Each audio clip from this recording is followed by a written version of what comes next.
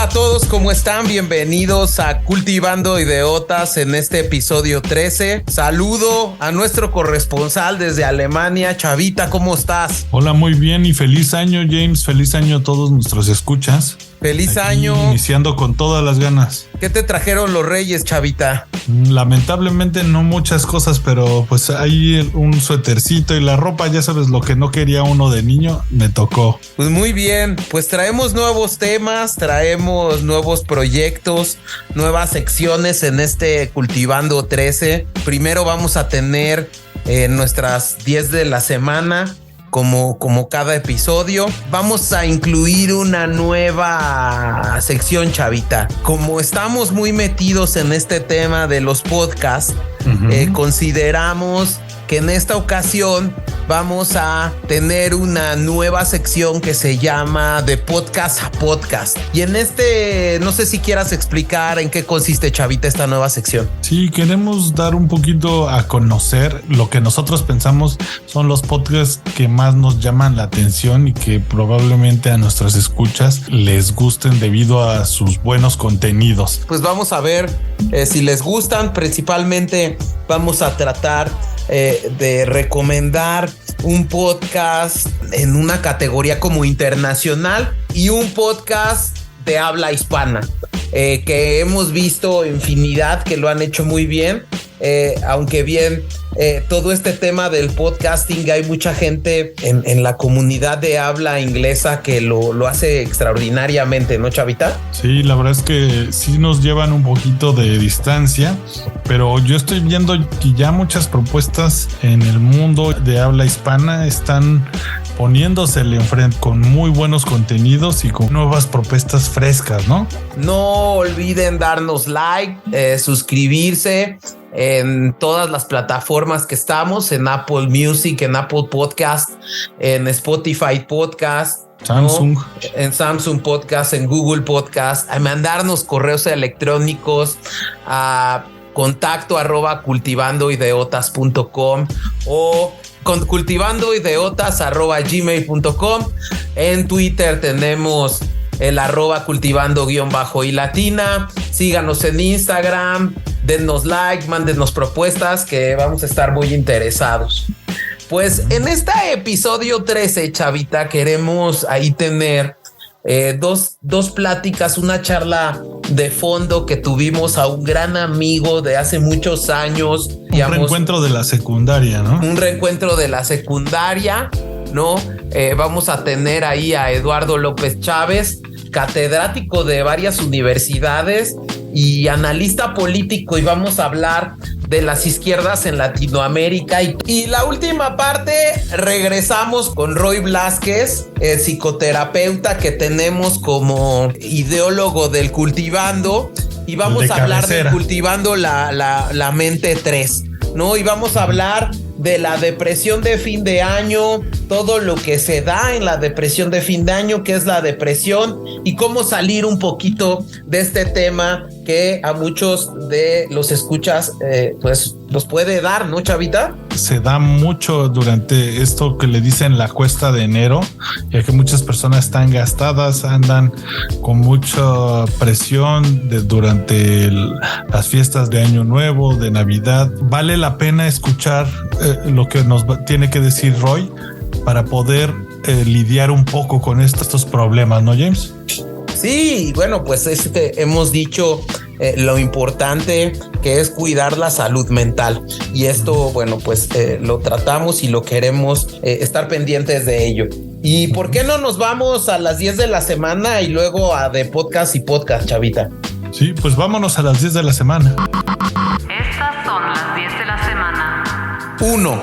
Se van dos grandes figuras de la historia. Joseph Ratzinger, mejor conocido como el Papa Benedicto XVI, y Edson Arantes do Nascimento, Pelé. 2. Tendrá lugar en la Ciudad de México la llamada Cumbre de los Tres Amigos, a la cual asistirán los presidentes de México, Estados Unidos y Canadá. Se abordarán temas de migración y de tráfico de estupefacientes. 3. Ante presiones del Partido Comunista Chino, Jack Ma, uno de los hombres más ricos de China, cede el control de Ant Group. Esta empresa forma parte del gigante chino de comercio electrónico Alibaba, operadora de Alipay, la principal plataforma de pagos electrónicos de China. 4. El ataque ruso a Ucrania ha provocado el mayor movimiento de refugiados desde la Segunda Guerra Mundial, según la Agencia de la ONU para los Refugiados, ACNUR. 5. Apple anuncia en el CES 2023, la convención más importante de artículos electrónicos de consumo, el desarrollo de su Apple Car, el cual pretenden lanzar en el 2026. 6. Aunque parece nacido de una película de ciencia ficción, Amazon anuncia el Ring Drone, el cual sobrevolará en el interior de nuestras casas como un robot vigía. 7. Ovidio Guzmán, hijo del narcotraficante Joaquín El Chapo Guzmán, fue capturado en Sinaloa en una operación coordinada por el gobierno mexicano. La ciudad de Culiacán sufre diversos ataques en represalia y se encuentra en estado de alerta. 8. El estado de excepción implementado en Honduras en diciembre para enfrentar a las pandillas fue ampliado por 45 días y extendido a más municipios ante los buenos resultados, en palabras de la presidenta Xiomara Castro. 9. Cientos de seguidores del expresidente Jair Bolsonaro en Brasil irrumpen las sedes de los poderes ejecutivo, legislativo y judicial. Lula califica de bárbaros y fascistas los hechos ocurridos. 10. En España, el gobierno catalán avisa al presidente Pedro Sánchez que sin un referéndum el conflicto político en Cataluña no se acabará. Esto sumado a que en este país se celebrarán elecciones en 2023. Como segunda parte y en esta nueva iniciativa del Cultivando 2023, queremos iniciar esta sección que se llama De Podcast a Podcast. Vamos a empezar con una recomendación que tú quieres dar, Chavita, de un podcast que se te hizo interesante y que yo también lo escuché y me gustó mucho. De podcast a podcast. ¿Ustedes ya sabían que Dua Lipa tiene un podcast y que además es muy buena conductora? Este se llama Dua Lipa at Your Service, y este podcast me encantó, James, porque Dua Lipa se dedica a entrevistar a figuras muy importantes cinematográficas, de la industria musical y hasta gente que se dedica al periodismo. De hecho, en uno de sus capítulos habla con uno de los editores del New York Times, en el cual hablan un poco de cómo escogen las notas y las editoriales para un diario tan importante. Se nota mucho cómo estudia muy bien sus temas, sabe qué preguntas hacer para sacarle el mayor jugo a todos sus entrevistados. Creo que vale mucho la pena. Dua Lipa at Your Service. Lo pueden encontrar en Spotify y en iHeart Podcast. Sí, me lo recomendaste, lo empecé a escuchar y me gustó mucho el episodio que hace con Pedro Almodóvar. Le pregunta de muchas cosas que a mí me pareció bastante rico, y aparte tiene ella un acento como muy inglés, ¿no? Sí. Que de verdad es muy agradable, ¿no? Muy agradable al oído. Uh-huh.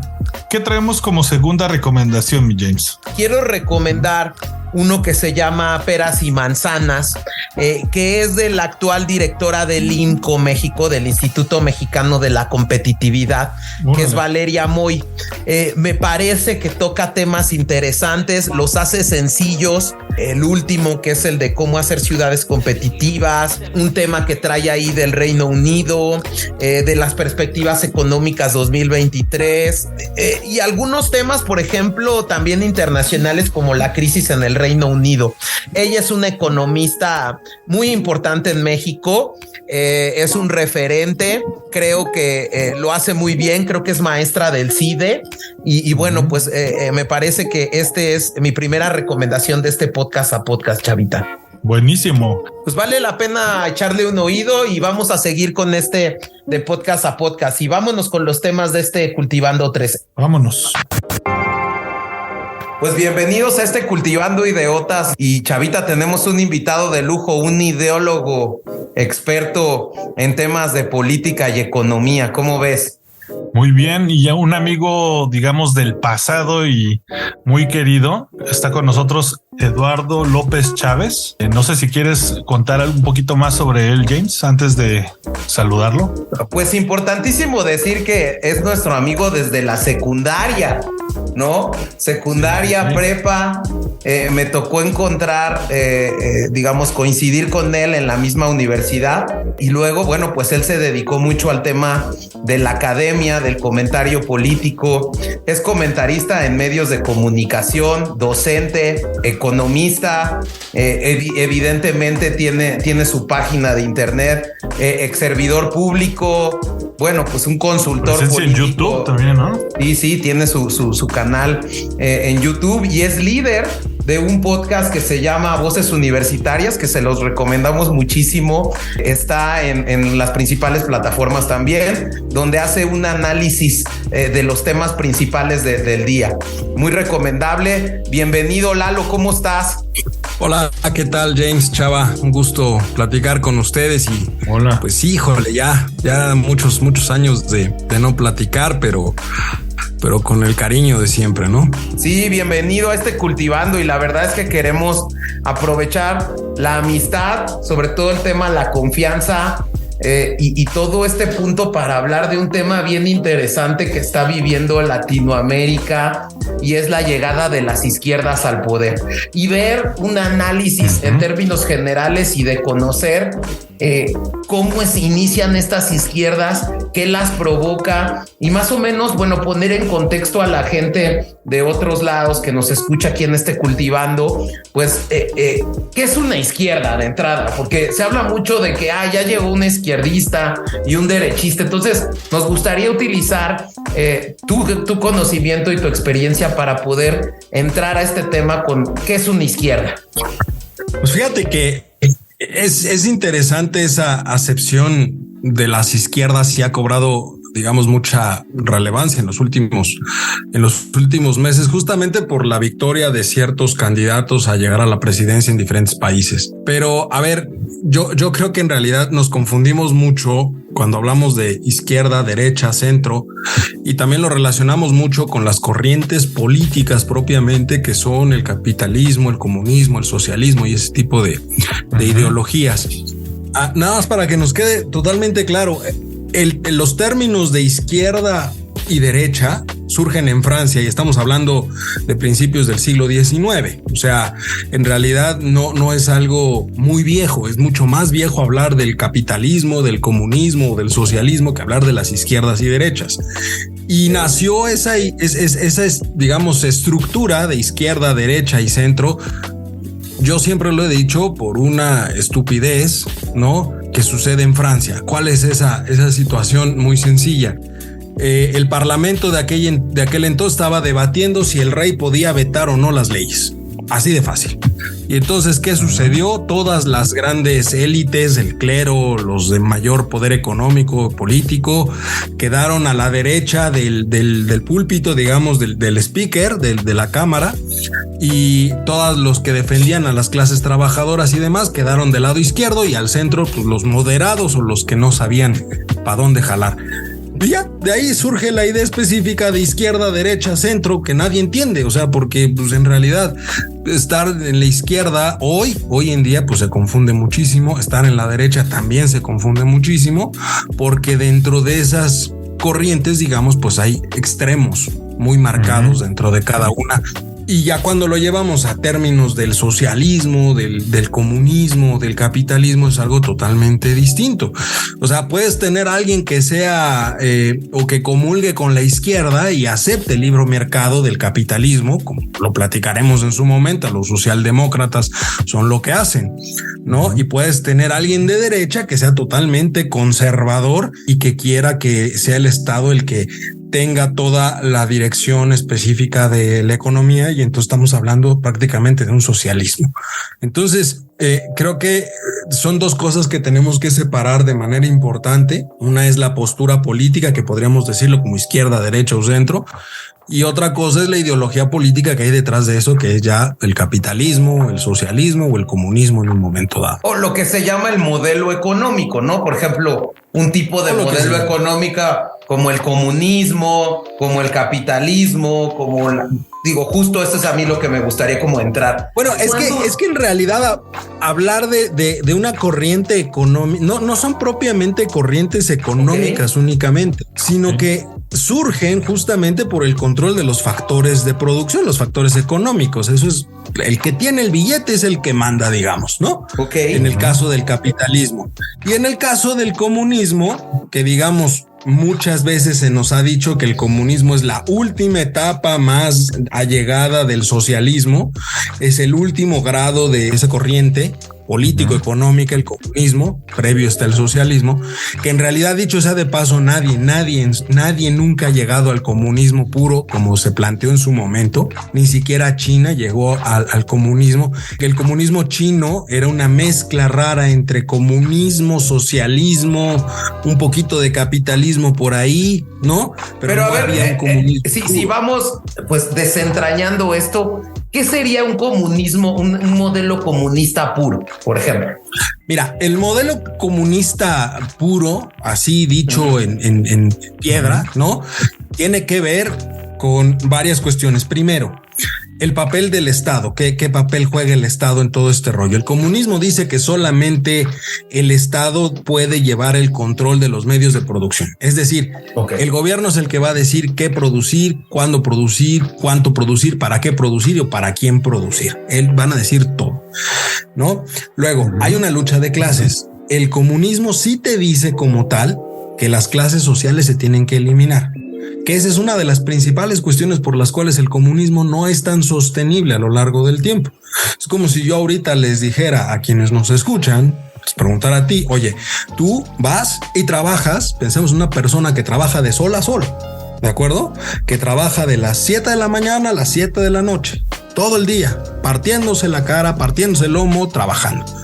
Y hay una persona que trabaja 3 horas. El comunismo lo que te dice es que no hay una clase social, es la prole en general, y el Estado es el que es dueño de los factores de producción y él es el que reparte la riqueza de tal manera que todos tengan prácticamente lo mismo. Entonces, se acaban los méritos. Sobaste, ¿no? Exactamente. Tú que te sobaste lomos 12 horas al día, vas a tener lo mismo que alguien que fue a trabajar 3 horas. Okay. Tú que eres jornalero, vamos a ponerlo así, no es por demeritarlo, pero como jornalero y un doctor vas a ganar exactamente lo mismo, aunque uno haya tenido que prepararse durante más años que el otro. Eso es lo que te dice el comunismo y realmente eso es lo que lo hace insostenible a lo largo del tiempo. ¿Por qué? Pues porque somos seres humanos y a ver, si yo me voy a fregar 12 horas al día, pues yo no veo justo que un baquetón que nada más trabaja 2 o 3 horas, pues tenga los mismos ingresos que yo. Oportunidades sí, pero ingresos tal vez no. En los extremos del capitalismo también llega a suceder, ¿no? Creo que hoy en día tanta concentración de riqueza ha hecho que pues ciertas, digamos, clases sociales también ya tienen privilegios mucho más altos, ¿no? Creo que sucede en ambos lados. O sea, es algo que creo que no es específico de un lado o del otro. O sea, a ver, la concentración de riqueza es totalmente similar, diría yo, tanto en el comunismo como en el capitalismo, con una pequeña diferencia, que en el comunismo va a ser forzada por el Estado y en el capitalismo, pues digamos que es el propio mercado el que da las herramientas para que alguien pueda generar mayor riqueza o concentrar mayor riqueza. Exacto, entonces el capitalismo dejas que el mercado fluya y que, digamos, los capitales pasen a manos privadas, ¿no? Realmente. O sea, como que... Así es. La idea del capitalismo es que el gobierno sea nada más, digamos, el árbitro del juego. El que va a decir, va a poner las reglas para que haya un piso parejo, para que todos, digamos, puedan tener las mismas oportunidades en el mercado. Pero eso no significa, ojo, que sea perfecto también. O sea, el capitalismo también tiene, el capitalismo puro como tal, es aquel que dice quién eres tú o quién es el Estado en un momento dado para decirme a mí qué producir, cómo producir o cuánto producir. Yo voy a hacerlo conforme yo quiera y con base a lo que la propia demanda y oferta de bienes me lo permita. Es decir, el capitalismo puro va a decir, si yo puedo ganar $1,000 y el de junto puede ganar $10, pues esa es bronca del de junto. Yo voy a ganar mis $1,000. Que también no existe un modelo de capitalismo puro en el mundo. No, por supuesto que no. Lo más cercano que tenemos es Estados Unidos. Okay. Pero aún Estados Unidos tiene sus acepciones de política que hacen que el capitalismo puro como tal no pueda llegar a ese extremo, porque entonces dejarías literalmente el extremo negativo del capitalismo sería decirles, ráscate como puedas. Si no puedes generar lo suficiente para vivir, para subsistir, para salud, para educación, esa es bronca tuya. El que lo puede generar, lo va a generar. Ese es el extremo negativo del capitalismo. Okay. Y que ahí creo que se demuestra que no hay un modelo que tenga la verdad, ¿no? Más bien ahí lo que falla en los modelos económicos es el individuo. Nosotros somos los que debemos de preocuparnos por tener, como dices, un buen árbitro que diga hasta aquí es el límite de dónde puedes o no abusar o, digamos, tomar cierta ventaja ante los demás, ¿no? No sé si me di a entender. Sí, a ver, lo que pasa es que hay que entender también que toda esta ideología económico-política tiene una valoración muy importante que tiene que ver propiamente con la cuestión cultural de las diferentes sociedades. Uh-huh.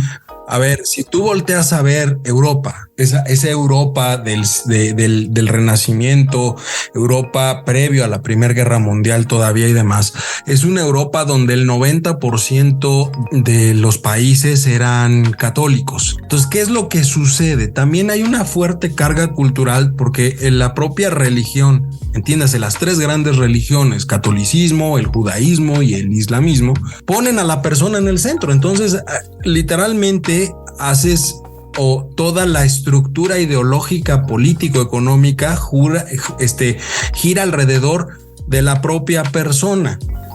Si vemos el comunismo, ¿qué es lo que dice? Las clases sociales son, pero hablas de la persona.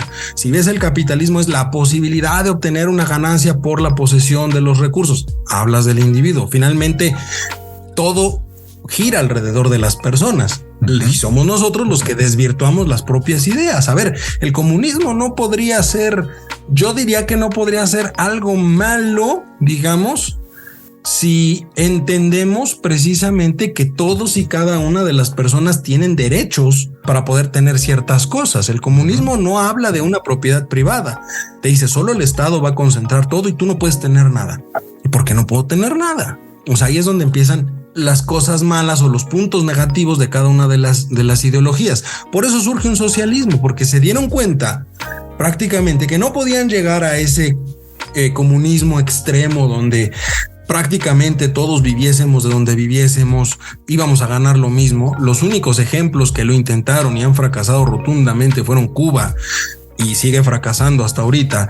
Y China, y China lo entendió también. China entendió que si quería participar, pues primero se cerró, puso el orden en la casa y después dijo, a ver, nosotros, pues sí, es el Partido Comunista Chino, pero aquí no hay un comunismo, es una mezcla rara entre socialismo y capitalismo que le ha permitido a China llegar a los... Justo es a donde quiero llegar. ¿Cómo avanza entonces? Según lo que yo he estado viendo aquí, que lo que nos comentas es, lo más cerca a un comunismo puro es el llamado socialismo. ¿Y qué es el socialismo? ¿Y quiénes lo han practicado, Lalo? Mira, el socialismo como tal, haz de cuenta que es la versión light del comunismo. Ajá. Para empezar, en el papel del Estado que decíamos hace rato del comunismo, el socialismo te dice el Estado debe de regir hasta cierto punto la actividad económica, pero no ven mal que haya una convivencia con el sector privado. Es decir, sí puede haber propiedad privada. No está mal que las personas tengan los factores pero el Estado rige la economía, aunque la deja abierta que los privados puedan participar.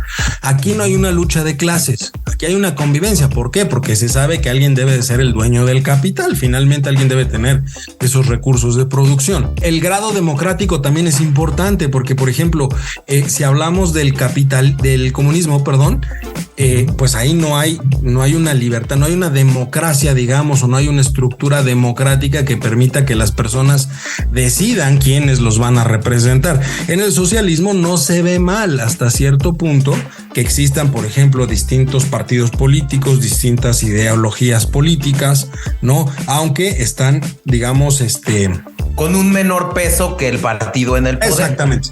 Exactamente. O sea, por ejemplo, si nosotros, porque esa es una cuestión muy interesante, se habla de los partidos políticos. A ver, hay muchas economías, muchos países en Europa, el caso de Dinamarca, el caso de Luxemburgo, todos esos países que buscan lo que se conoce como un estado de bienestar, donde el Estado son los llamados socialdemócratas que dicen, exacto. Alemania también es uno de ellos que dice, a ver, es importante que existan bases para que todos tengan las mismas oportunidades. ¿Qué implica esto? Educación universal, un sistema de salud fuerte como el de Dinamarca, que aquí se prometió desde hace 4 años y seguimos esperando que algún día lo lleguemos a ver. Y que ni siquiera, ojo, es tan perfecto el de Dinamarca. O sea, depende de una cuestión cultural. Eso también hay que entenderlo. Todos esos estados que buscan el estado benefactor son los que dicen, a ver, todos los servicios públicos, lo que conocemos como servicios públicos, educación, salud, apoyo al campo, que ahí Francia lleva una cuestión importante por la integración económica. Y ese tipo de cuestión, los bienes públicos, digamos, los tratan de fortalecer mucho, pero tienen una apertura democrática muy amplia. Es decir, hoy puede ganar un partido de izquierda, mañana puede ganar un partido de derecha o puede ganar un partido de centro. Pero lo más importante también, a diferencia de Latinoamérica, es también el sistema de gobierno, porque la ideología nunca ha convivido muy bien con algunos sistemas de gobierno. El parlamentario es buenísimo para hablar de coaliciones y para hablar de socialdemocracia, pero el régimen presidencialista es pésimo porque concentras el poder. Entonces alguien que es de derecha tiende a ir hacia allá únicamente, no hay un contrapeso dentro del propio poder, y la izquierda pasa lo mismo. Entonces, justo el tema en el socialismo es, hay un partido hegemónico de poder, ¿no? En el socialismo, que es el propio partido del Estado, y acepta algunas corrientes que son mucho menores en pluralidad, ¿no? O sea, y que luego, bueno, pues eso evita que pues haya un cambio real de poder, ¿no? En un socialismo. Y entonces lo que... No hay transición. Exacto, no hay transición. Okay. Y ejemplos claros de esto podría ser la Unión Soviética, ¿no? Justo en algún momento... En su momento la Unión Soviética se hacía decir comunista, no tanto socialista. La Unión Soviética como tal. Cuando cae el muro de Berlín en el 79, ¿qué es lo que sucede?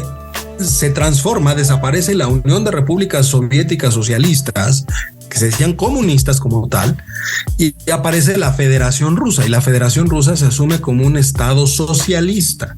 Lo mismo que China, lo mismo que India en su momento, y el único que intentó llegar al comunismo propiamente fue Cuba. Aunque, ojo, si tú hablas con los cubanos, yo tuve la oportunidad de estar un tiempo ahí en Cuba, y me decían, a ver, el único millonario real del mundo se llama Fidel Castro.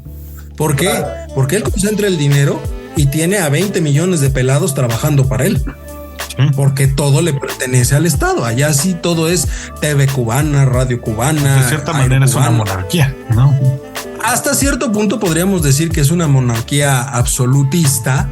Y ojo, tampoco no confundamos con el comunismo, no lo podemos ver como una monarquía absoluta, porque finalmente el comunismo lo que busca justamente es destruir esa separación de clases que nos daba la burguesía, digamos, y claro, había privilegios, ¿no? Exactamente, aunque el control sí se lleva a cabo en una sola persona. Pero digamos, por ejemplo, a ver, sí, Chava. No, y aquí quizá para ir pasando la página, está comenzando a haber un crecimiento de un bloque en Latinoamérica que se le dice de izquierda a partir de hace unos pocos años. Tú, ahora que hemos definido un poco la izquierda, el socialismo, el comunismo, este movimiento que está tomando fuerza en Latinoamérica, ¿tú lo ves como un movimiento de izquierda realmente, Eduardo? Y sobre todo que es algo que también yo he escuchado que se le llama populismo. Entonces, ¿cómo lo definirías? Sí, exactamente. Bueno, es que esa es otra historia. Esa es otra historia. O sea, ya es que nos confunden aquí. Esa ya es otra historia. No es que son muchas formas. A ver, yo siempre lo he dicho y lo sostengo. hay muy pocos países que puedan decir que sus políticos entiendan realmente lo que es el socialismo, si quieren ir hacia allá, o lo que es una izquierda. Porque podemos caer en que esa izquierda se puede dividir en muchas cosas. Puede ser socialdemócrata, puede ser una izquierda reformista, puede ser una izquierda conservadora, puede ser populista. Entonces ya esa propia línea es algo totalmente distinto. El populismo, y eso nos debe quedar muy claro, el populismo no es otra cosa más que una forma de utilizar el poder para ganar poder político. Okay. Ese es el populismo. ¿Qué significa? Significa: yo ostento hoy el poder y entonces, para no perderlo, hago uso de ese poder para tener contenta a las personas o a la mayoría de las personas que me pueden dar la victoria. Eso es el populismo. Es decir, te doy o te regalo cosas, te regalo dinero, porque volvemos al tema. Somos personas y al ser personas, pues nosotros, a ver, como dice el refrán, a caballo regalado, pues no se le busca dientes, ¿no? Sí. No se le busca colmillo. Entonces, ¿qué es lo que sucede? Pues si tú les regalas a la porción de la población que sean de menores recursos, les das dinero, les das apoyos, ¿qué es lo que estás asegurando? Pues estás asegurando que el día de mañana, cuando llegue el momento de la elección, pues tú puedas decir: oye, pues yo te he ayudado y si yo continúo, te voy a seguir ayudando. Eso es el populismo, que contrasta mucho a veces cuando se habla de los famosos programas sociales, que ojo, no tiene nada de malo el programa social, cuando un programa social está enfocado realmente a mejorar la calidad de vida de las personas. Por ejemplo, no es lo mismo regalar dinero, decirles cada mes ahí te van 500 pesos, 1000 pesos, por no hacer nada, ¿no? Simplemente te doy el apoyo, a crear un programa donde tú le digas: a ver, te voy a dar una beca, claro, te voy a dar una beca de 1000 pesos, por decirte algo, pero primero demuéstrame que estás estudiando.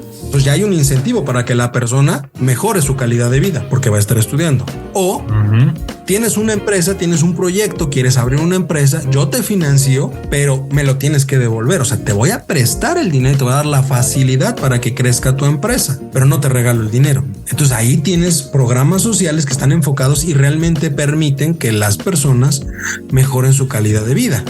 Porque también hay que entender algo: el dinero es un bien escaso, no va a durar toda la vida, ni hay dinero suficiente para mantener a todos por parejo. O sea, no hay manera. Y el populista lo que hace es no se concentra en todos, sino se concentra prácticamente en quienes le pueden dar la victoria. Y eso es algo en lo que se ha caído en Latinoamérica desde hace mucho tiempo. Nada más por no dejarlo. Esta famosa ola rosa, como le llaman, ¿no? No es algo nuevo. O sea, si nos volteamos al año 2000, 2002, 2003, pues ya en aquella época teníamos a un Hugo Chávez, teníamos a Evo Morales, teníamos a Lula da Silva, que ahora va a regresar, teníamos a un Rafael Correa, ¿no? O sea, ya teníamos ahí 4 países de Latinoamérica, de los grandes países de Latinoamérica, que ya tenían un sesgo de izquierda. Argentina ha sido un país muy golpeado por la ideología izquierda.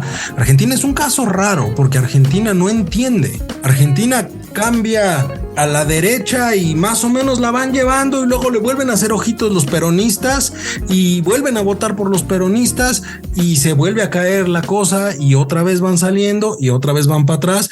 Y la prueba está en que pues tenemos desde la época de Néstor Kirchner, desde esa época, ese es el peronismo más populista y más izquierdoso que existe en Argentina, y siguen gobernando. Pasó Mauricio Macri, tomó ciertas ideas de derecha que tenían que implementarse para no caer en una deuda, la brincaron un poquito, pero no les gustó. ¿Por qué no les gustó? Porque a veces hay que apretar el cinturón. Esa es una realidad. O sea, todos quisiéramos todo, pero no entendemos a veces que hay que pagar por todo eso. Creo que es algo que en Latinoamérica no acabamos de entender, que muchos de estos beneficios deben de generar una obligación, como tú comentabas así.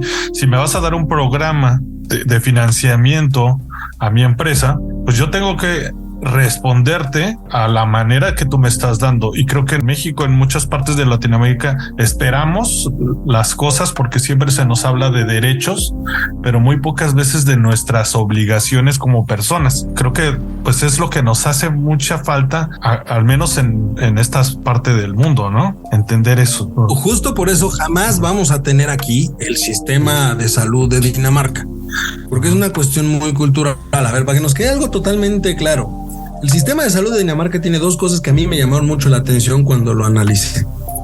Primero, vamos a suponer una persona saca una cita para ir al doctor, ¿de acuerdo? No te va a costar nada, ya tienes tu cita. Si tú no llegas a la cita, si tú no cancelas la cita, te van a multar, y no es una multa cualquiera, te van a multar en serio. Si tú juegas a que te sientes mal y haces uso de los sistemas de salud, te van a multar. ¿Qué pasa aquí en México? Ay, tengo cita con el... Bueno, no pasa nada, llegas tarde o no vas o no avisas. Sí. Es una cuestión totalmente cultural. Y también los doctores, porque a veces los doctores, que también son humanos, yo conozco muchos doctores, mis padres son doctores y ellos son de, a ver, antes tengo que llegar a la cita con mi paciente que hacer otra cosa. ¿Por qué? Porque tengo programada la cita del paciente. Pero ¿qué pasa si el paciente no llega? Aquí no pasa nada. Allá te van a multar. Y yo quiero ver aquí quién va a ser el valiente que va a empezar a multar a la gente que no vaya a llegar a su cita. Porque además estamos hablando de un país, Dinamarca, que es una cuarta parte de la población de México. Entonces yo quiero saber quién va a ser el valiente que se va a meter a multar a la gente, para empezar. Entonces son pequeñas cuestiones culturales que ya cuando hablas de izquierdas, derechas y todo, pues literalmente valen gorro. O sea, da igual si es izquierda, derecha o algo. Hay una cuestión cultural detrás que hace que las cosas funcionen o no funcionen. Para comentarlo de este lado, hablabas del círculo rosa, Lalo. ¿Qué es el círculo rosa? ¿A quiénes se les conoce como el círculo rosa? Son todos los países que en los años recientes empezaron a tener los gobiernos de izquierda. El primero, digamos, con el que se inaugura esta situación o lo que hizo que empezara a hablarse ya mucho de esta situación fue cuando gana Andrés Manuel López Obrador aquí en México en el 2018. Por supuesto, ya tenías lugares, Cuba, que es de izquierda, el régimen de los Castro.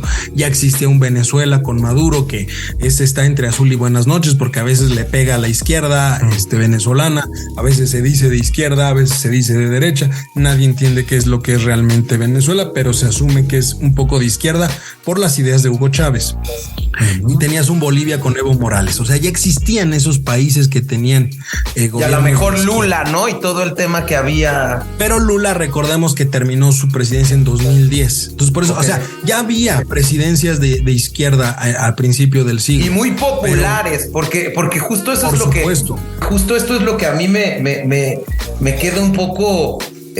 justo el tema de que este tema del populismo y llegar a través del esquema popular, ¿no? Pero es que ahí pasó, ahí fue una cuestión muy interesante porque de 2000 a 2010 lo que benefició a todos los gobiernos de izquierda en Latinoamérica, entiéndase, a Lula, a Argentina también un poco, a Bolivia también, fue que en ese momento la expansión económica a nivel internacional hablaba de un boom de materias primas. Y lo que más se produce en Latinoamérica son materias primas. ¿Qué significa? Significa que había billete, porque aquí se producía todo lo que demandaba Estados Unidos, Europa, India y China. Es más, fue el momento, tanto así o tanto cobró fuerza eso, más en el caso de Sudamérica, Brasil, que fue Lula da Silva en el que ese entonces formuló el término de los famosos BRIC, Brasil, Rusia, India, China. Sí. ¿No? Y se incluyó ahí porque Brasil era el gigante de Latinoamérica que tenía más dinero y tenía para dar. Venezuela, ni se diga, fue el boom del petróleo. Hugo Chávez, en ese entonces había billete a más no poder para darlo a todas sus programas sociales. Entonces, ¿qué pasó? Pues tenías ese boom, había mucho dinero y funcionaba. A ver, si Andrés Manuel hubiera ganado la presidencia en 2006, el modelo que hoy quiere Andrés Manuel poner en México hubiera funcionado en ese entonces. ¿Por qué? Porque teníamos un alto precio del petróleo, teníamos alta demanda de materias primas y se hubiese logrado. Pero estás ahorita en un punto donde el mercado está deprimido, no se demandan tantas materias primas, demandas más servicios, demandas otro tipo de situaciones, y eso inclusive te ha llevado, por ejemplo, en el caso de Brasil, a que la elección de Lula sea prácticamente por el 50% del electorado. O sea, está totalmente polarizado, que esa es una característica muy interesante de estas nuevas izquierdas, son polarizantes. Si analizamos los resultados electorales de cómo ganaron todos, salvo el caso de Boric, que tuvo una votación más amplia, pero los otros casos prácticamente quedaron pues muy parejos. O sea, Jair Bolsonaro, nadie daba mucho por él en las elecciones de Brasil y se quedó con el 49.5% y Lula ganó con el 50.4%, o sea, nada. ¿Y cuál es el problema también ahí? Que las provincias en Brasil las gana la derecha. Yo había leído un poco, Lalo, que también había pasado un entorno de la llegada de estas izquierdas, porque al ser, como tú dices, esta parte de Latinoamérica, pues la proveedora de materia prima, la crisis de 2008 les afectó mucho a esta zona, porque hicieron una sobreproducción de materia prima, lo que generó una crisis. Posterior a esta crisis, empieza a bajar el nivel económico y social de la gente, empieza a repercutir este tema en la gente, empieza a generarse un hartazgo social que genera a estos líderes populares, ¿no? Que permiten tomar. Ahí se dio el cambio se regresan a las derechas después de eso. Ok. Y entonces los liderazgos de izquierda se vuelven populistas. ¿Por qué?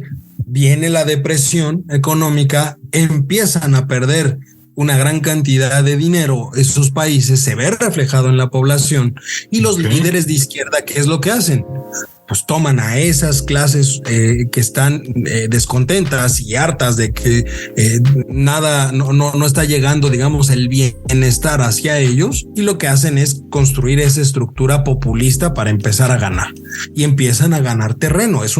A ver, no es que un día se hayan despertado y hayan dicho, hoy vamos a ser de izquierda en Brasil o en Argentina, sino que lleva un periodo de hartazgo, como sucedió aquí en México. A ver, en México ganó Andrés Manuel López Obrador por dos cuestiones muy claras. Uno, el hartazgo que tenía la gente. Ya nadie quería aquí ni al PRI, nadie quería al PAN, nadie quería al PRD, y el único que quedaba era Andrés Manuel. Esa fue una de las razones por las cuales ganó Andrés Manuel. Y dos, ganó porque supo manejar a las personas. ¿A quién te vas? Hay que verlo también desde cuestión demográfica. ¿Cuál es la base de las izquierdas en cualquier país? Los de menores recursos. Vamos a Latinoamérica, prácticamente 50% de las poblaciones de los países en Latinoamérica se encuentran en la pobreza, no extrema, pero sí en niveles de pobreza. ¿Y sí, porque encontraron la fórmula, ¿no? Claro, y encuentran esta fórmula, ¿no? Porque justo esta es mi siguiente pregunta. Yo creo que encuentran esta fórmula de volverse enemigos de un imperialismo, ¿no? Volver a Estados Unidos, ¿no? Como el centro del imperialismo. Yo no quiero llegar a hacer eso, ¿no? Y empieza este tema, no sé, de generar una respuesta en un líder, ¿no? Popular, que nazca de las bases sociales, porque bueno, que llega al poder. Y creo que justo, y lo veía en uno de tus episodios de Voces Universitarias, que alguien de tus de las personas con las que platicas decía eso, ¿no? Que llega al poder, y que una de las cuestiones que tiene este populismo es que llega un líder que no está acostumbrado a ese nivel de poder, ¿no? Y se envilece y creo que empieza a cometer errores, ¿no? O sea, el idealismo no es la solución. Y justo eso es a lo que quiero aterrizar. No, a ver, los ideales son muy importantes y son básicos para cualquier tema político, económico.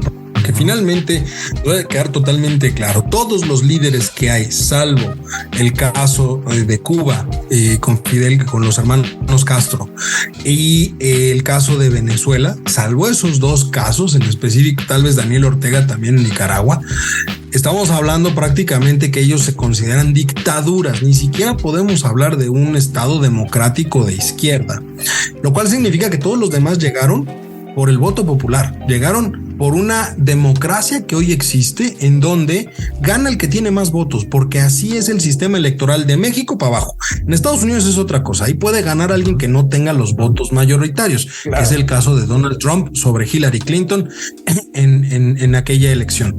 Pero de México para abajo, si tienes un voto más que el otro, ya ganaste. Eso claro, es algo muy claro. Entonces, en ese sentido, todos llegan con esa legitimidad, digamos, popular. El tema está en que no es lo mismo ser oposición que ser gobierno. Y muchos de estos gobiernos no lo han logrado entender. Uh-huh. Sí, está perfecto. Hablamos, por ejemplo, en el caso de algunos países, ¿no? Podemos hablar tal vez de la renta universal, que por ahí alguien decía, hay muchos presidentes que han sacado esa idea. No vamos a hablar de la renta universal. Ok, ¿y de dónde va a salir el dinero para la renta universal? Entonces llegan como con una ideología que plantean, pero no la saben aterrizar, ¿no? Y llegan también con este tipo de... Yo me he dado cuenta que llegan con esta nostalgia irreal, con una idea que venden siempre a la gente que tiene un poquito menos conocimiento, porque siempre se habla de un pasado que nunca existió, un pasado en el que nos iba bien, en un pasado en el que antes los héroes, y justo dices, hay un enemigo, unos héroes del pasado, y vamos a regresar y vamos a retomar un mundo que no existe, y además no lo saben aterrizar, solo quieren, digamos, mantenerse en el poder, ¿no? Algo que se ha vendido muy bien últimamente, ¿no? En estas... Pero si se fijan en algo interesante... Uh-huh. Es que todo está referenciado en estas izquierdas que hoy vemos en Latinoamérica a personajes. Uh-huh. No son ideologías. Si tú le preguntas a alguien en Colombia o tú le preguntas a alguien en Brasil, no hablan de una ideología de izquierda, hablan de lo que puede o no puede hacer Lula, de lo que puede o no puede hacer Petro. Okay. Hablan de la persona, y la mayor parte de la popularidad de los presidentes de Latinoamérica está basado en la figura, no en el gobierno, porque en el gobierno suelen salir muy mal evaluados a nivel general. Uh-huh. El caso, por ejemplo, de México, si ustedes analizan realmente todo lo que se dice respecto del gobierno, van a encontrar una división muy clara: la opinión sobre el presidente y la opinión sobre el gobierno. El gobierno está muy mal. Estamos muy mal, sigue la corrupción, pero el presidente es muy popular. ¿Por qué?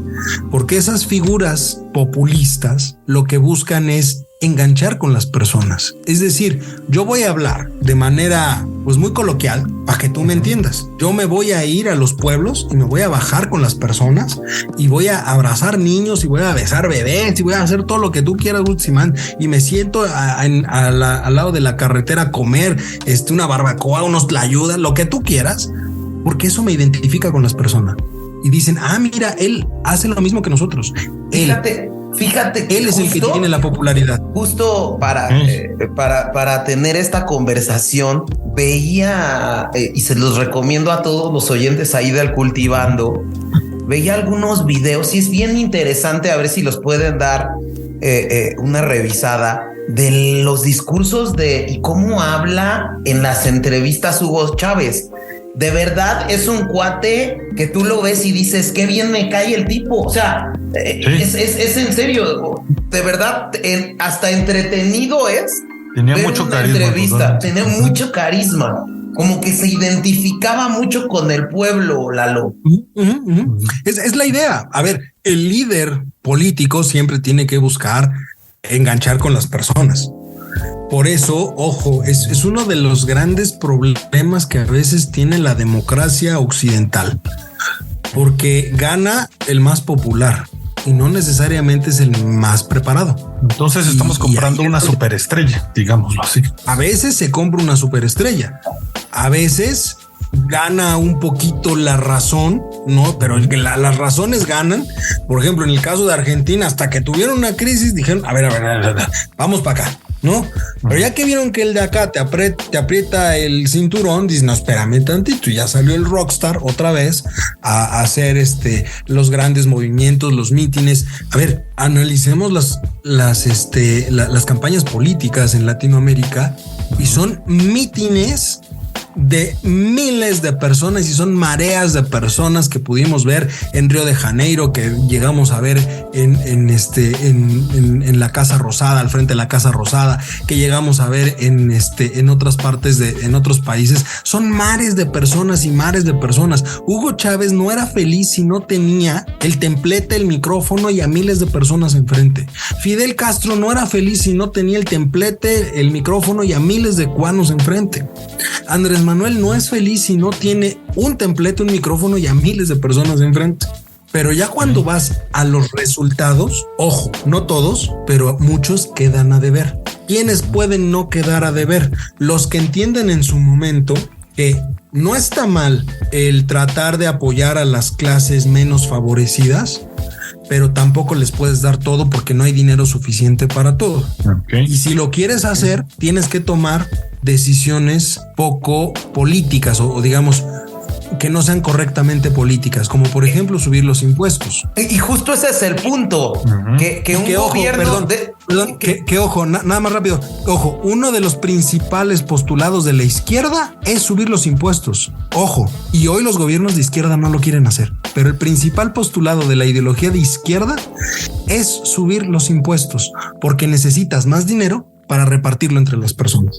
Y hoy pero justo este tipo de corrientes populares, pues por propia naturaleza nunca te van a querer someter a la población a una reforma estructural que ayude a la sociedad, aunque tenga que cumplir obligaciones, ¿no? Porque en realidad, a diferencia de lo que pasa en Latinoamérica, es que tenemos regímenes presidencialistas en su mayoría, si no es que en la totalidad del continente. ¿Qué significa eso? Que tienes que pensar en la sucesión. ¿Quién sigue? Políticamente hablando, lo que tienes en mira es la sucesión. Si tú tomas alguna decisión impopular, como subir impuestos, bajar apoyos o cosas por el estilo, para subir edades de pensiones, ¿no? Por ejemplo, subir edades de pensión, reformar el sistema de pensiones completo. Si tú tomas esas medidas, vas a perder la siguiente elección. Totalmente. Eso es un hecho. Eso es un hecho, la vas a perder. ¿Por qué? Porque para la gente es impopular. Repito, voltea a decirle, y eso lo vemos muy claro y lo llegué yo a ver con niños a nivel muy básico en Europa y aquí en Latinoamérica. Pregúntale a un niño en Dinamarca, en Alemania, en Reino Unido, ¿por qué debe de pagar impuestos? Y te va a decir porque es una obligación, porque desde entonces los enseñan que deben de pagar los impuestos, porque a cambio de eso reciben los bienes públicos, que es salud, educación, seguridad y todo este tipo de cuestiones. Pero pregúntale a un niño acá y te dicen, no, pagar impuestos es malo. Nosotros mismos crecimos con la idea específica de Hacienda es malo. Hacienda es malo. Y mientras no te metas con Dolores, ¿no? Como decían. No te metas a Dolores. Y mientras más puedas evitar pagar impuestos, eres más fregón. Sí. Ojo. Y es algo que yo justo lo noté. Tenía un amigo de Suecia y es totalmente otra ideología. Él me decía, oye, ¿por qué no estas cosas que no funcionan en México? Y él me decía, ¿por qué no pides que le suban los impuestos? Y a mí me sonó, me chocó. Y le digo, ¿pero por qué? Pues con los impuestos se paga todos los servicios. Entonces, si pagan un poco más de impuestos, pues van a vivir mejor, ¿no? Y yo así, pues creo que no lo había pensado de esa manera, pero pues ellos exigen, si ellos quieren más, piden que se les suban los impuestos. Pero creo que también en México el gran problema es que si la gente apenas gana para comer, el escuchar que le vas a quitar ese mínimo sustento, le suena muy fuerte. Y creo que también mucha gente no está enterada que el salario que recibe, pues está pagando también unos impuestos, ¿no? A ver, es que analizar Latinoamérica nunca vas a poder hacerlo en bloque. O sea, lo único que puedes analizar en bloque de Latinoamérica, como también sucede en Europa, es cuál es la ideología que está gobernando. Porque inclusive dentro de las izquierdas, o sea, hablar de la izquierda en Latinoamérica, una izquierda es la de Gabriel Boric, que es más progresista, a diferencia de la izquierda, por ejemplo, de Maduro, o a diferencia de la izquierda de los Castro, que ya habíamos dicho, esas son más dictaduras que ideología de izquierda o derecha. El caso de Venezuela, Honduras, Nicaragua, perdón, y Venezuela.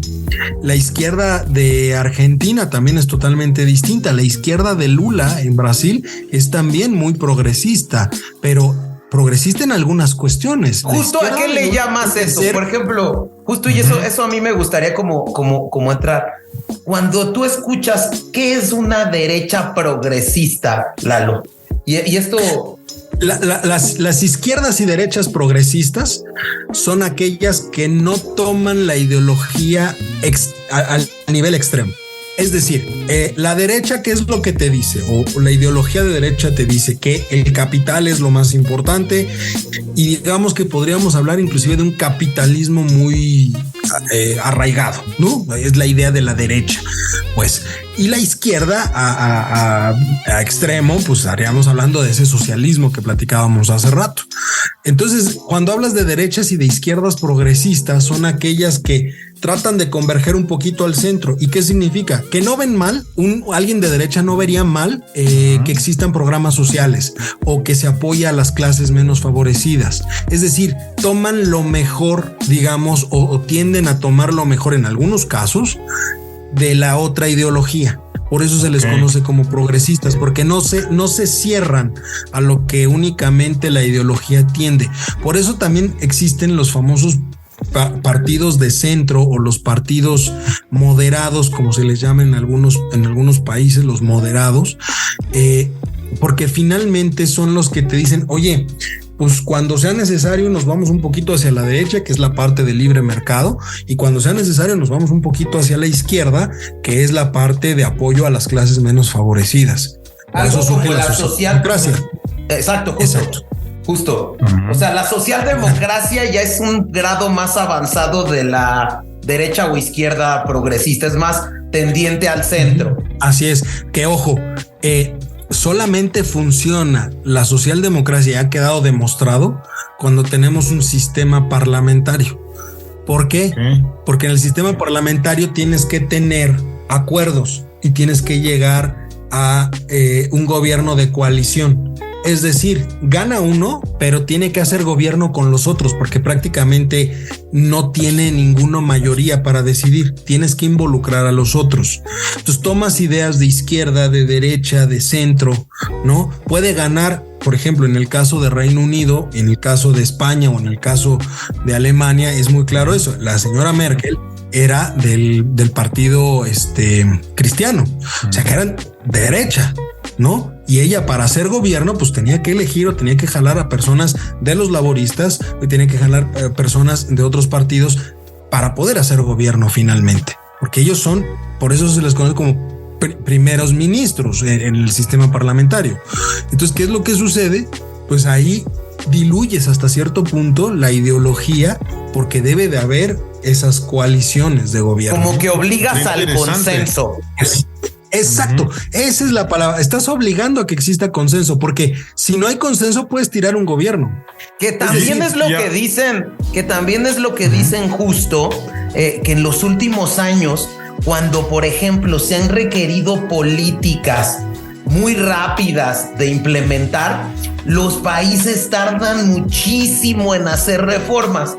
Y que eso incluso, por ejemplo, le pasó a Grecia o le pasó a España, porque realmente se empiezan a tensionar, digamos, las izquierdas y las derechas y no logran nunca un consenso. O sea, digamos, justo en resumen de esto, Lalo, no hay una solución perfecta, ¿no? No la hay y no la va a haber, y el que la consiga, pues se gana la lotería.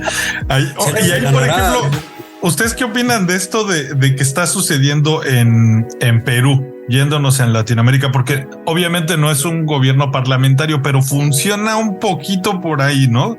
Como que ahí que el Congreso es el que está teniendo... Es que las reglas ahí... Las reglas son raras. Las reglas ahí son raras. Que no todos los países en Latinoamérica tenemos las mismas reglas.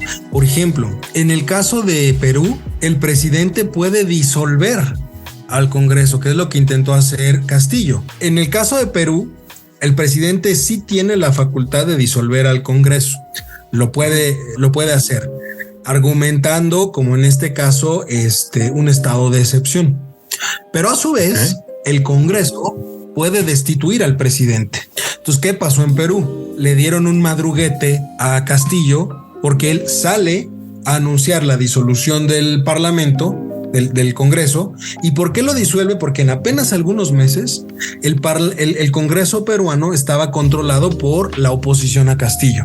Entonces no lo dejaban hacer nada, no dejaban pasar nada y le abrieron inclusive una investigación judicial por cuestiones de corrupción. Entonces Castillo sale y quiere disolver el Congreso. Cuando el Congreso se entera de eso porque sale en cadena nacional, inmediatamente el Congreso sesiona y lo destituyen. Entonces, destituido, la disolución del Congreso ya no entra en un momento dado. Entonces, es un contrapeso natural de poderes que existe ahí. En el caso mexicano, por ejemplo, el Congreso no puede destituir al presidente y el presidente no puede disolver al Congreso.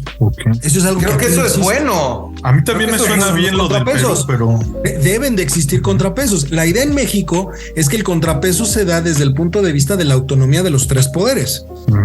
Entonces, ¿qué es lo que sucede? Pues lo que decide el legislativo no lo puede, no puede contradecirlo el ejecutivo, y si hay una controversia entre ambos, pues para eso está el judicial, que es el que va a hacer el contrapeso y va a decir quién tiene en un momento la razón. Y que yo creo que fue diseñado eso después en el esquema neoliberalista. O sea, a partir de la reforma de 94, para mí, del Poder Judicial, donde realmente lo vuelven un tribunal de control constitucional al Poder Judicial y que puede vetar las decisiones del presidente y de los legisladores, y que se crea este sistema de pesos y contrapesos, es donde yo creo que México se fortalece en sus instituciones, ¿no, Lalo? Sí, por supuesto. A ver, mientras más contrapeso exista, más certeza se puede dar en cuestiones económicas, mayor certeza hay, porque queda claro que ninguno de los poderes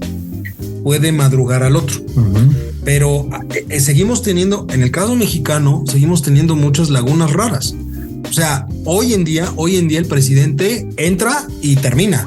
Y la única forma de que no termine es por renuncia. Y ojo, tiene que renunciar y tienen que ser causas de fuerza mayor. Así lo dice la ley. Pero nunca dice cuáles son las causas de fuerza mayor. O sea, simplemente dice causas de fuerza mayor. Ok, pero solamente si renuncia se puede remover del cargo.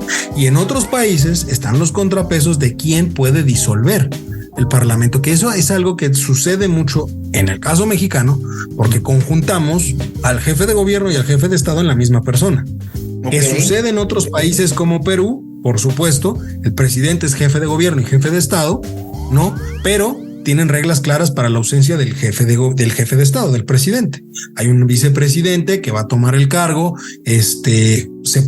lo puede destituir el Congreso, él puede disolver al Congreso. En fin, hay muchos contrapesos que en el caso mexicano no los tenemos. Entonces, creo yo que cuando hablamos de izquierda, por eso les decía yo que es totalmente distinto la izquierda mexicana, que hoy yo, de manera personal, yo, Eduardo López, creo que no existe una izquierda mexicana hoy. Hay populismo en México, pero no hay una izquierda, porque en realidad ni el Morena no es una izquierda. El Partido del Trabajo no es una izquierda. El Partido Verde es No es nada verde. Es el menos, ¿no? Es el menos verde que existe. Es más gris que nada, ¿no? El PRD El PRD que se decía de izquierda prácticamente ya desapareció. Hoy no hay una izquierda mexicana. Lo que es Andrés Manuel López Obrador es el movimiento de Andrés Manuel López Obrador. Es una idea de país muy arcaica, a mi parecer, que está centrada en las políticas de los 70s, pero que nada tiene que ver con la izquierda. Y en los otros países tienes el riesgo de caer en las mismas situaciones. El joven Boric, que todo mundo le echa muchas posibilidades a su gobierno, que es de izquierda en Chile, el joven Boric tiene un grave problema ya ahorita. Él prometió una nueva constitución. Hoy eso ya lo metió en camisa de 11 varas. Ya no sabe para dónde salir ni cómo salir del aprieto.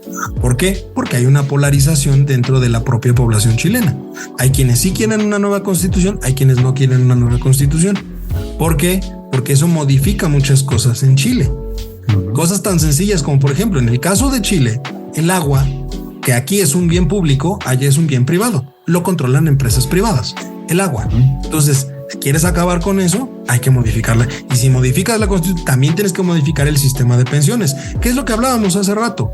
Son decisiones impopulares que nadie quiere tomar. ¿Por qué?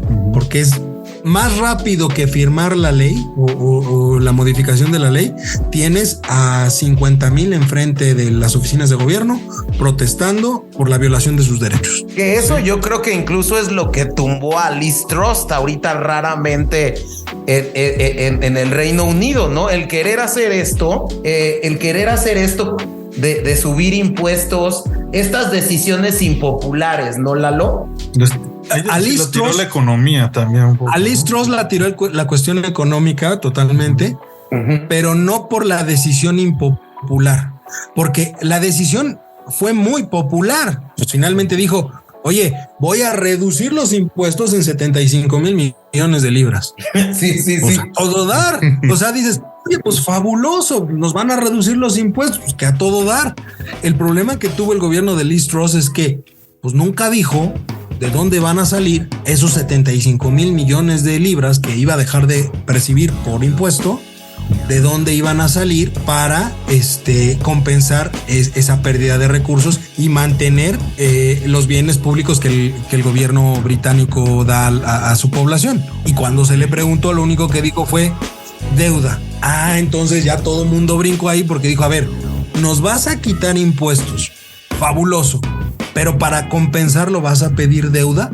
Y entonces tú te vas y el pueblo británico se queda con una deuda de 75,000 millones de libras solamente por la idea que tuviste. Y esto obviamente llevó a la caída del gobierno de Liz Truss, precisamente porque los otros partidos dijeron, a ver, es que esto nunca se consultó, fue una decisión unilateral. Ahí fue el contrapeso de nosotros. Es un gobierno de coalición. Entonces, ¿qué pasa? La coalición dijo, yo me retiro porque yo no estoy de acuerdo en esto. Okay. Y lo vimos cuando empezaron a renunciar los ministros. Primero el de Hacienda, luego el de Agricultura. Empezaron a renunciar sus ministros que no eran de su partido, sino de la coalición. Y eso hace que ella pierda la mayoría y por lo tanto tenga que dejar el gobierno. O sea, ahí los forzas en un gobierno de coalición, forzas al primer ministro a tener que hacer la coalición. Si pierdes la coalición, pierdes el gobierno. Te vas. Así. Oye, Lalo, y a ver, como pregunta, a lo mejor es una pregunta sumamente...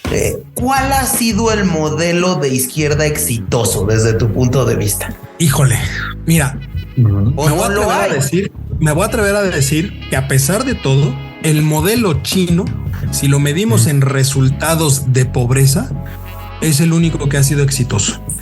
China, hay que recordar que China a principios de los 90, mediados de los 90, hasta 2005, 2008, tuvo tasas de crecimiento de entre el 13 y el 16% anual, lo cual es muchísimo para una economía grandota. O sea, después tienes una economía grande y crece a esas magnitudes, es mucho. Eso lo que le permitió a China fue sacar de la pobreza prácticamente si en ese momento de su población el 60% se encontraban en la pobreza, después de esa gran expansión que hubo, prácticamente en pobreza quedó el 20%. Entonces sacó a una gran cantidad de personas de la pobreza, digamos. Y justo... Pero ojo, cuando medimos la pobreza, hay que entender que lo saca de la pobreza, pero no significa que hayan empezado a ganar mucho dinero. No, simplemente rebasaron la línea de pobreza y se supone que tienen una mejor calidad de vida, aunque no necesariamente la mejor calidad de vida por las propias políticas del gobierno, ¿no? Pero en términos económicos, yo diría que fue uno de los más exitosos en ese aspecto, en el aspecto de la pobreza. No hay uno solo que de manera integral, digamos, haya sido el más exitoso. Que también podríamos voltear a ver el propio régimen cubano, después de la revolución en el 50 con Castro, eliminó el analfabetismo de la isla en tan solo 10 años. O sea, para 1970 más o menos, en Cuba no existía el analfabetismo y ese es un logro del régimen castrista. Pero es lo único bueno que yo podría ver del régimen castrista. A ver, justo es el punto. Yo creo que me parece que no hay un modelo exitoso, creo. No. Pero, o sea, sí es un tema de que necesita ser un modelo que te permita dar acceso. Yo creo que eso es un punto bien interesante. Seas modelo izquierda o derecha, el acceso es fundamental. El que una persona pueda ascender su nivel social en la propia economía del país, pues genera mucho, digamos, éxito en un modelo económico, ¿no? En un gobierno. ¿Tú cómo dirías que es a lo mejor no social, no socialista, no derecha, pero cuál dirías que es un modelo real que pueda generar riqueza y que eso a lo mejor pues se traduzca en que hay una mejora, ¿no? ¿Cómo ven eso los analistas políticos, ¿no? ¿Cuál es su modelo ideal de Estado? Yo creo que el modelo ideal tiene que tender necesariamente a la existencia de contrapesos. Puede ser un sistema presidencial con contrapesos, puede ser un sistema parlamentario, pero lo más importante es que existan contrapesos reales, porque finalmente si no existen, dejas que se concentre todo en una sola persona o en una sola institución. Y eso muchas veces es lo que termina desvirtuando cualquier gobierno. Puede ser de izquierda, puede ser de derecha, puede ser socialdemócrata. Mientras existan contrapesos es mucho más sencillo el establecer ciertas políticas que puedan trascender y apoyar a la población. Pero más importante del sistema, que repito, puede ser de izquierda a derecha y que existan contrapesos, lo más importante también aquí es entender la cultura social. Es decir, las personas tienen que involucrarse. Tenemos una democracia a nivel internacional. Las democracias son representativas. ¿Qué significa? No son democracias puras o democracias directas como existían en antaño, donde se reunían todos y al levantar la mano decidían qué se hacía o qué no se hacía. No hay esas democracias por los tamaños de los países. Son democracias representativas. Yo voto por una persona y esa persona me representa. Entonces, ¿qué sucede? Pues las personas votan y se olvidan.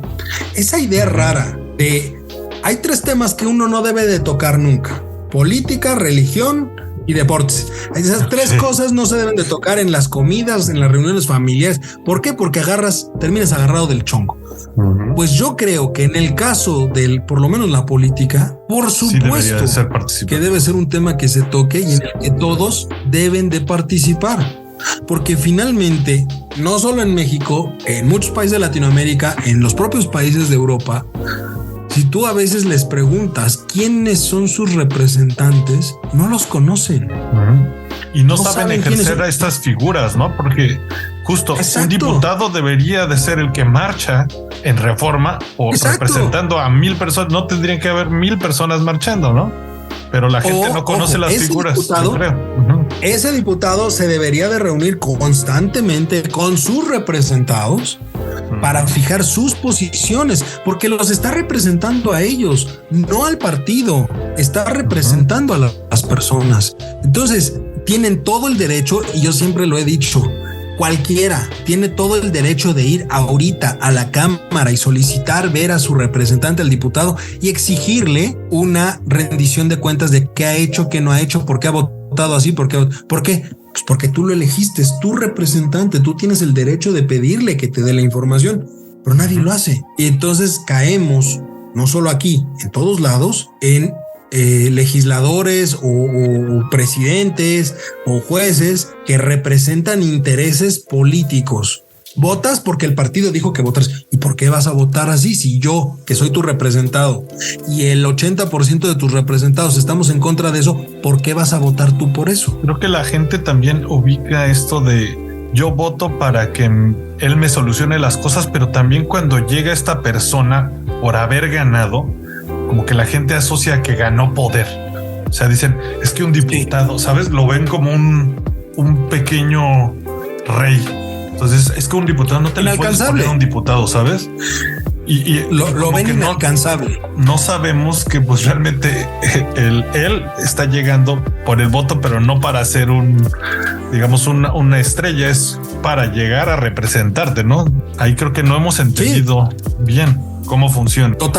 Totalmente. Ese es un contrapeso de la sociedad civil hacia la clase política, pero que hoy en día no existe. Si no hay una marcha, no hay ese contrapeso. Y todo eso tiene que nutrirse finalmente en cualquier sistema político. ¿Y cuál sería un ejemplo de contrapeso que se haya institucionalizado? ¿Cuál sería un ejemplo? Creo que el ejemplo más claro a nivel internacional son las organizaciones no gubernamentales. Son asociaciones totalmente civiles que nada tienen que ver y que se dedican prácticamente a señalar los grandes problemas que desde la perspectiva de la sociedad civil se encuentran en un país determinado.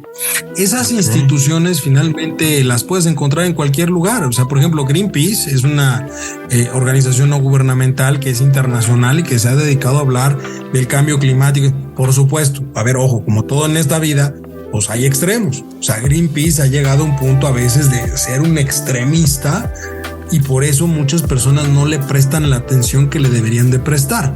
Porque dicen, no, bueno, estos van y se encadenan y tiran y no. Y para muchos no es bien visto, para otros es lo mínimo necesario que se tiene que hacer. Pero finalmente esas organizaciones no gubernamentales son lo que han surgido como el contrapeso organizado de la sociedad civil. Porque también entendamos algo, pues sí, todos podemos protestar, todos podemos hablar, pero pues somos muchos. O sea, no es nada práctico tener... hacemos una marcha como la que se hizo recientemente en México a favor del INE, ahí va, 1 millón de personas. Lo puedes hacer una vez, 2 veces, pero no lo va a estar haciendo cada 8 días, cada semana. En cambio, las organizaciones no gubernamentales lo que buscan es fomentar estos espacios de diálogo. Y si lo observamos, no solo en México, sino en gran parte del mundo, estas organizaciones son las que promueven los foros cuando existen cambios relevantes en las legislaciones. Y entonces se hace el foro para hablar. El foro de Davos surgió de una organización civil, no fue una organización gubernamental. La PEC, lo mismo. O sea, los grandes foros internacionales surgieron por las inquietudes de la propia sociedad civil a nivel internacional de querer discutir algunos problemas y que quede claro qué es lo que están haciendo y qué es lo que se debería de hacer.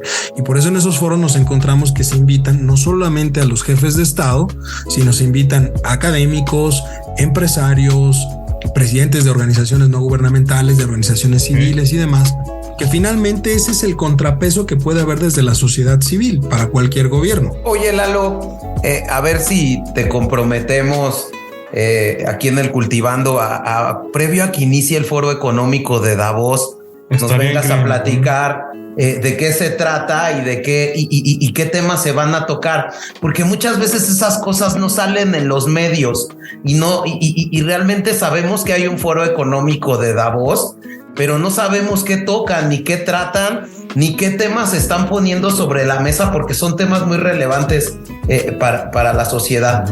No sé si, Chavita, tú tengas alguna otra cuestión con Lalo que platicar o que preguntarle. La verdad es que ahorita no, creo que nos quedamos con muy buen sabor de boca platicando de este tema tan extenso. Quizás sí tomar algún programa de Cultivando para hablar de esta, yo no me lo había puesto a pensar, pero esta figura que son las organizaciones no gubernamentales que tienen cierto poder ante varios estados cómo se crean estas figuras, ¿no? ¿De dónde surgieron? A mí me surgió ahorita la duda de tomar esta figura de las organizaciones no gubernamentales internacionales como Transparency International, como Greenpeace. ¿Cómo llega? ¿Cómo surgen? ¿Qué han logrado en el tiempo? Estaría muy interesante. Y ojo, qué bueno que nos quedemos con dudas, porque eso también hace que nos cuestionemos las cosas. Creo que en cualquier análisis político, lo más importante, político o económico, pues es cuestionar lo que hoy existe. O sea, no porque lo vengamos haciendo desde hace 20 años o hace 30 años, no significa que sea lo mejor. Y todo cambio, en términos políticos y en términos económicos, surge de cuestionarse por dudas que quedan. O sea, creo que es lo más básico. Hoy en día, pues la cuestión es qué es mejor o qué debemos de privilegiar, porque venimos saliendo de una pandemia. Prácticamente, pues, ¿qué tienes que privilegiar? Yo a mi juicio, la gran discusión que hay de aquí a los próximos 10 años, en términos económicos y políticos, es la educación post pandemia. ¿Por qué? Pues porque todos los niveles educativos a nivel internacional se vieron trastocados por 3 años prácticamente de encierro. Y ningún país hoy en día ha logrado, limpiar esa laguna que se creó por estos 3 años de encierro en términos educativos. Entonces la discusión es qué sigue o cómo vamos a mejorar esa parte, porque prácticamente tenemos una gran población con grandes lagunas educativas y qué va a pasar hacia adelante. Esa creo yo que tiene que ser una de las principales discusiones, que finalmente son ellos los que van a terminar en los puestos de decisión más adelante, ¿no? Oye, Lalo, pues a mí me dejas con un gran sabor de boca, de verdad. Me quedo con el tema de que un gobierno debe de buscar principalmente un tema de acceso, el que te dé acceso a poder ser educado, que te dé acceso a servicios públicos de calidad, ¿no? Como punto número 2 es que te permita subir tu nivel económico, ¿no? O sea, que te pueda garantizar ir incrementando su nivel, ¿no? El tema que hablas de los contrapesos, que todo sistema de gobierno debe tener, ¿no? Un correcto sistema, un correcto funcionamiento de su nivel de pesos y contrapesos políticos, ¿no? Y sus poderes.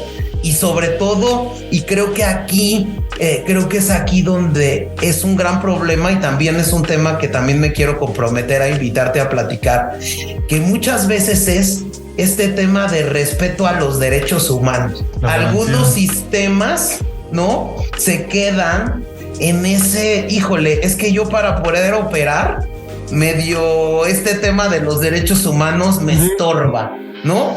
Y que creo que un país democrático real, porque incluye incluso el tema de la inversión extranjera, ¿no? El hecho de el respeto a la propiedad privada, ¿no? Que tiene que ver con respeto a y que te genere ese crecimiento. O sea, para mí, y veíamos en la edición anterior del Cultivando, en las ediciones anteriores, una de ellas fue el tema del muro de Berlín, y por qué yo creo que en la Guerra Fría triunfa el tema capitalista. Yo creo que fue el tema del respeto a los derechos humanos, y yo creo que, bueno, es un punto que ya en su momento tocaremos y que creo que sería interesante que vinieras a platicar con nosotros. ¿Cómo ves? Será un gusto. Cuenten conmigo cuando sea posible. Súper. ¿Una idea que quieras compartir con nosotros antes de cerrar esta sección, Eduardo? Pues mira, lo único que yo diría que lo más importante en términos políticos o económicos es no perder de vista que el centro de todo tiene que ser la persona. Y eso abarca el respeto a los derechos humanos, las posibilidades. Es decir, la persona no puede ser vista en ningún sistema político o económico como el medio, sino como el fin de lo que estamos haciendo. Y cuando se logre entender eso, vamos a cambiar muchos paradigmas que hoy tenemos. O sea, no es producir por producir, sino producir finalmente para satisfacer la necesidad de alguien. Y la necesidad de alguien no puede estar por encima de la necesidad del colectivo, de las personas en general. O sea, el individuo tiene que ser el centro finalmente de las decisiones económicas y políticas. Y una vez que se entienda eso, pues creo que va a quedar mucho más claro que la ideología da lo mismo, siempre y cuando todas converjan hacia ese punto. Muy buena conclusión. Perfecto. Muy bien. Oye, Lalo, pues como a todos nuestros ideólogos del Cultivando, les pedimos que si nos pueden recomendar algo de su gusto musical para cortar la sección y empezar la siguiente. Híjole, fíjate que yo soy, escuchando sus emisiones, yo soy muy básico para eso. Entonces, soy muy clásico por la forma en la que... Todo es válido. A mí pónganme cualquiera de Sinatra y yo soy feliz. La que ustedes quieran. Oye, pues muchas gracias. Ahí les dejamos también. Yo les recomiendo mucho que vean en las principales plataformas Voces Universitarias, ¿verdad, Eduardo? Que sale. Sí, puedes dar como tus redes para que la gente te siga. Estamos, es una emisión semanal. Ya este año cumplimos 12 años que sale Voces Universitarias. Antes por Radio UP y ahora a través del Comentario del Día. Nos encuentran, hay 2 páginas donde pueden entrar y ahí encuentran todas las redes, que es flow.page/Voces Universitarias, y ahí encuentran el acceso a Twitter, a Facebook, a Spotify, a Apple Podcasts, a Amazon, a todos lados donde está. Y el otro es flow.page/Comentario del Día, y ahí pueden acceder a la página principal del sitio. Ahí están los otros podcasts también que tenemos. Ahorita, además de Voces Universitarias, tenemos Bitácora Internacional, tenemos Hora Libre y tenemos El Trago Económico y columnas de opinión de diferentes personas. Pues ahí está, échenle oreja a todos los escuchas a estas podcasts de Eduardo y de sus amigos. Entonces, pues muchas gracias, Lalo. Muchísimas gracias, Eduardo. Al contrario, un placer estar con ustedes. Gracias. Un abrazo. Y bueno, no se vayan, amigos, porque ya viene la segunda sección y los dejamos con esta canción que nos propuso Eduardo, que se llama Drinking Again de Frank Sinatra. Disfrútenla. Regresamos.